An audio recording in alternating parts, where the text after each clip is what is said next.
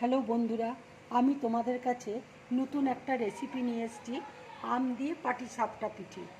দেখো, আমি এখানে চালকে বেটে নিয়েছি, এখানে সুজি রয়েছে, এখানে আম আছে, চিনি আছে, এখানে রাবড়ি করে রেখেছি, এখানে নারকেল আর গুড় দিয়ে আর দুধ দিয়ে আমি একটা পুর করে রেখেছি। এই দেখো, এটা বাসমতি চালকে আমি ভিজিয়ে মিক্সিতে বেটে নিয়েছি। এবার দেখো, আমি আমটা গ্রেট করে নিচ্ছি।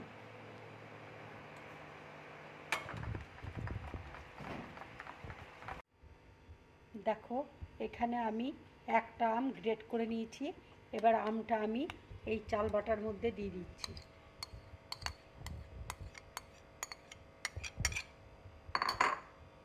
সুজি দেখো দিয়ে দিচ্ছি।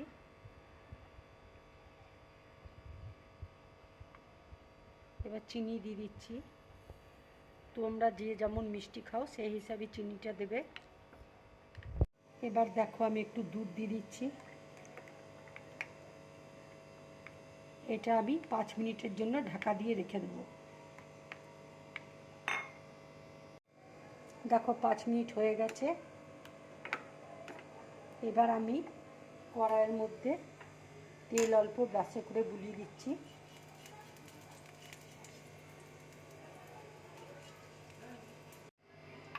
এবার আমি হাতায় করে এক হাতা কড়াইয়ের মধ্যে দিয়ে দিচ্ছি, আর একটু দিয়ে দিলাম।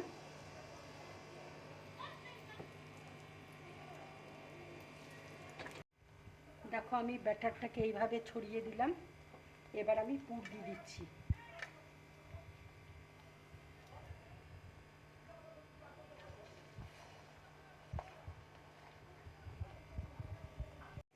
এবার দেখো, আমি মুড়িয়ে নিচ্ছি এইভাবে।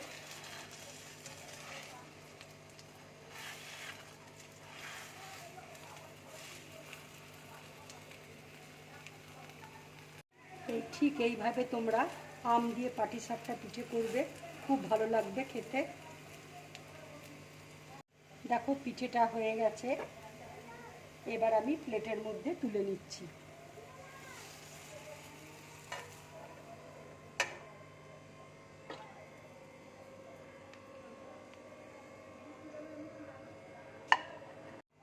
দেখো, তেল গরম হয়ে গেছে, আমি ব্রাশে করে বুলিয়ে নিলাম। এবার আমি ব্যাটারটা দিয়ে দিচ্ছি।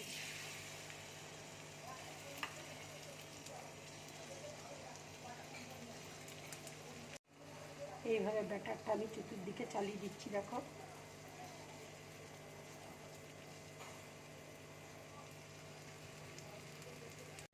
এবার আমি পুরটা দিয়ে দিচ্ছি।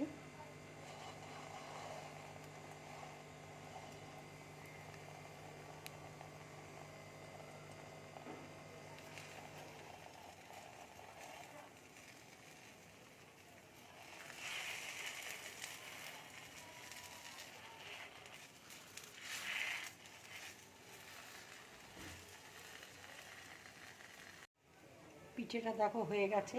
এবার আমি প্লেটের মধ্যে তুলে নিচ্ছি। বন্ধুরা, আমার আম দিয়ে পাটিসাপটা পিঠে পুরোপুরি রেডি হয়ে গেছে। দেখে নাও, ঠিক এইভাবে আমি করেছি।